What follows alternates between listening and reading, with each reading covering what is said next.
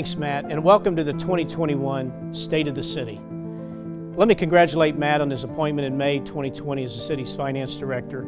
I can't thank Matt and his team enough for the fiscal leadership, the diligence and ingenuity they exhibited during this pandemic, really helping the city to persevere through some very uncertain times. I hope you agree that despite economic crisis we faced in 2020, our city remains in strong fiscal health. I also think you'll agree our local economy has overall been amazingly resilient.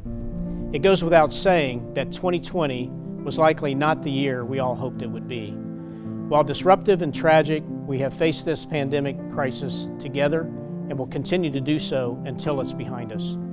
It's hard to imagine the challenges we faced individually and collectively this past year. As a city organization, I cannot say we were completely prepared for what we would face. However, we were fortunate that the city had a second-generation pandemic plan on our shelf. Yes, the city did plan for this possibility, and we were able to put that plan into effect. Like any plan, it wasn't perfect, but it gave us good foundation on which to launch our initial decisions and our efforts. I thank our fellow staff before us who put this plan into place. And as you may know, city staff operates in emergency management mode about every day. Not to be confused with crisis and chaos, but sometimes that's true. We manage large special events and the effects of weather events alike. We've continuously trained over the years to be prepared to respond to any number of possible natural and man-made disasters or challenges.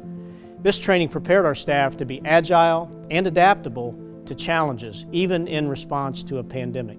No doubt, resilience. That's our ability to be flexible, adaptable. Our toughness. That defined us in 2020, and our ability to bounce back will define us in 2021 as we continue to defeat the pandemic. I think you'll agree with me as you hear our 2020 story and what we anticipate in 2021. Critical to our ability to continue to respond to this crisis is continuity of government. An untiring devotion to continue to meet and govern. That's what our City Council did. Despite all the challenges and frankly, even the threats to their own health at times, they still came together and governed. Likewise, our boards, commissions, committees, and task forces have continued to do the good work of both governance and public engagement despite an unforgiving environment. We were able to pivot our in-person democracy to an online democracy, still providing the transparency and opportunity to engage, thereby sustaining the public trust and confidence in our local government. We have been here for you and serving you throughout this crisis, and will continue to do so because we are a proud local democracy. I want to say special thanks to our Historic Dublin Task Force who continue to find their way through the pandemic to deliver recommendations on the future of historic Dublin. Thanks to our Community Task Force appointed by City Council and formed during this pandemic to map a direction for our community regarding diversity, equity, inclusion, and social injustice. Likewise, our new Chiefs Advisory Committee, also formed this past year, to be advisory to our Chief of Police with a focus on diversity, equity, inclusion, social justice, and to provide input and feedback on police policies and practices. We continued to provide our core functions and services throughout 2020 without much disruption. Sure, we had to change or pivot our way of doing some things, particularly in the early days of the pandemic, to allow protocols to be put into place and to set new standards for the public, reference gathering, social distancing, and sanitizing. I'd like to take this opportunity to thank City of Dublin staff, the men and women who kept city operations going all year, as they always do. From our IT staff, who were tasked with making dozens, if not hundreds, of public meetings happen virtually, to our outreach and engagement team who reached out to our most vulnerable residents, to all of the essential city workers and contractors who made sure roads were plowed, streets were paved, leaves were collected, buildings and projects inspected, recreation services, custodial, and other customer-facing services provided. That also includes the Dublin Police Department and our partners with Washington Township Fire and EMS who braved known COVID environments to ensure your emergency needs were met. Thank you all for all you have done this year and all that you're going to continue to do to serve and keep this community safe and healthy. Thank you to all of our healthcare partners, especially Franklin County Public Health, which is a designated health department for the City of Dublin. They provided invaluable expertise, support, direction, and resources to us during this pandemic. The Ohio Department of Health and both the Delaware and Union County Public Health Departments have also been great resources and partners. We thank all healthcare workers and first responders for their tireless commitment to the health and wellness of our community. And we know their work is not done. While the arrival of COVID-19 vaccines brings us hope for an end to this pandemic, we know we have a ways to go to get enough supply and distribution points to serve the entirety of our public. The city, in partnership with Washington Township Fire and EMS, has prepared a mass vaccination plan should the opportunity present itself for the city and the township to assist with this effort. We'd also like to acknowledge Ohio Health, which has been committed to the City of Dublin for nearly 2 decades and has provided state-of-the-art services to the public as well as support during this COVID-19 pandemic. We were very creative in 2020. While we could not provide the level of special events our community is used to, our staff provided online recreation services and virtual special events, like bringing parades and, yes, Santa Claus to your neighborhoods.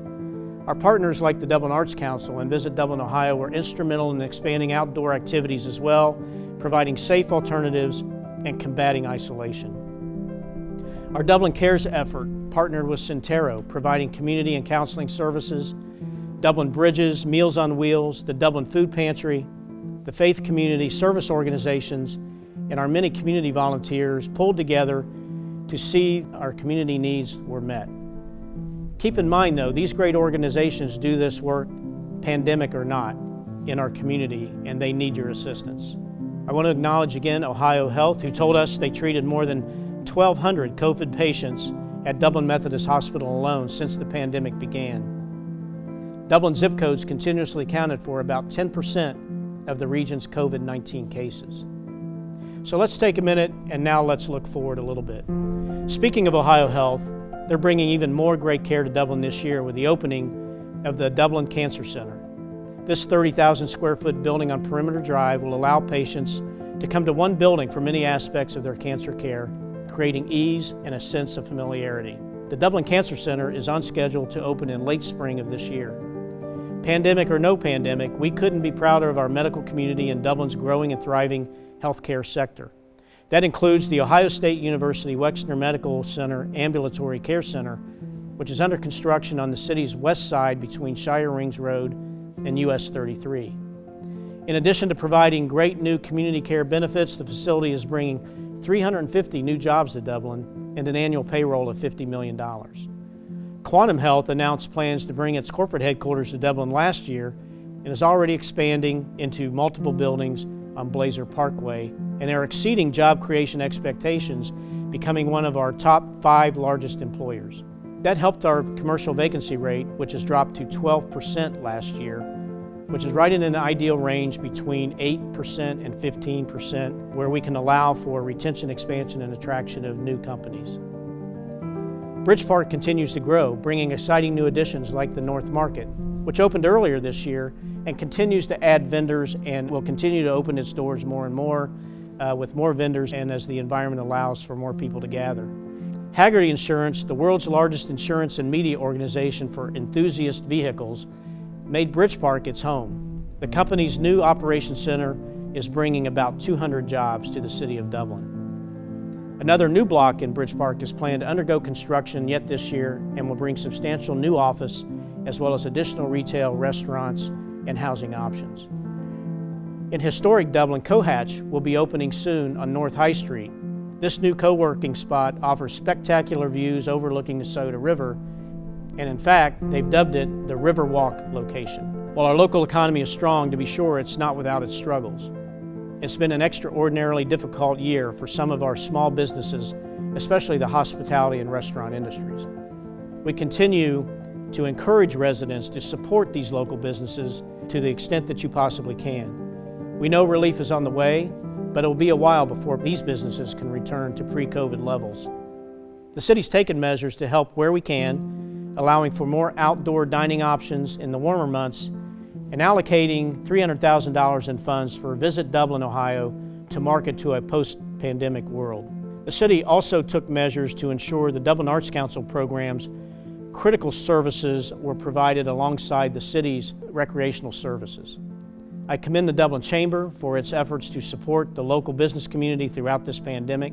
And I'd just like to thank the Dublin community as a whole, from Dublin, Hilliard, and Jonathan Alder schools, and Centero to the Welcome Warehouse, the Dublin Food Pantry, Dublin Foundation, the Faith Community, many service organizations, the city's volunteers, and other wonderful philanthropic agencies, and our residents of this great city who have shown support through the Dublin Cares campaign and various other acts of kindness and charity. You've demonstrated dedication, kindness, and resiliency at the highest levels. It's been said before and it'll be said again, we are all in this together. We will get through. We will pull through stronger than ever before. So as we look forward, our focus in 2021 is to continue functioning as a proud local democracy and providing fundamental services to the Dublin community. City Council approved a 2021 operating budget that allows us to keep providing best-in-class services, so there will be no reduction in services offered. We just may have to be a little bit more creative in how we provide them. The same goes for the capital program. City Council has approved a 5-year capital improvement program that will help us continue to maintain our infrastructure and to forward invest in infrastructure for future development projects. That includes the new University Boulevard and other public infrastructure to support the OSU Wexner Medical Facility and provide new connectivity in the West Innovation District. The Corners, which is a mixed-use development in the heart of our Legacy Office District along France Road. It will include housing, office space, retail, dining, and a new park. Speaking of parks, you may have noticed Riverside Crossing Park taking shape on the east side of the Scioto River. The East Plaza will open later this year, while the park is on track to open in 2022. The park and plaza will be great new amenities to downtown Dublin, along with the Dublin Link, our pedestrian and bicycle bridge, which has already become a beloved destination in downtown Dublin, has won numerous awards, including Best Project of 2020 and #2 on the list of best bridges in the country last year. Our North Pool is under reconstruction right now, and it's undergoing a complete renovation. We gathered a lot of public feedback and completely redesigned it. A newly renovated facility is on track to open for the 2021 swim season, adding more capacity to deal with the ongoing COVID-19 environment in 2021. The greenest, grandest St. Patrick's Day Parade will look different this year, as you probably imagine. Instead of watching the parade from the sidewalk, you're going to drive by the parade in your car. This drive-through reverse parade is scheduled for March 13th and will take place at Darry Fields Park. As you know, we canceled many events this last year. We don't know completely the fate of all those events in 2021 just yet. I anticipate it will be difficult to still provide those events, as has been our tradition. But we will continue to be creative and provide similar opportunities to our community. We also continue to forward several Connected Dublin projects, which include everything from connected vehicle testing to smart parking lot pilot projects, and we are exploring pilot projects and partners to bring high-speed fiber to the home. This is part of City Council's visionary goal to be the most connected community in the United States. And we are well on our way with our 100 gigabit double-link transport broadband network at our disposal and the emerging Beta District, an ecosystem primed for innovative companies to come here to Dublin and test and launch new technologies. Another one of Council goals is the Dublin 2035 framework. We will begin engaging the community this year to start conversations about planning our future organized around 4 overarching themes: infrastructure, land use, economics, and quality of life. This will build upon the community plans of our past. I hope you agree that our community has been and will continue to be resilient, and that the state of our city remains excellent. As we go forward into 2021, I ask that all of you continue to follow those protocols to keep you, your loved ones, friends, and coworkers safe. These include wash your hands frequently, sanitize surfaces regularly, maintain social distance, avoid gathering, wear a mask, and when available, get a COVID-19 vaccine. Thank you.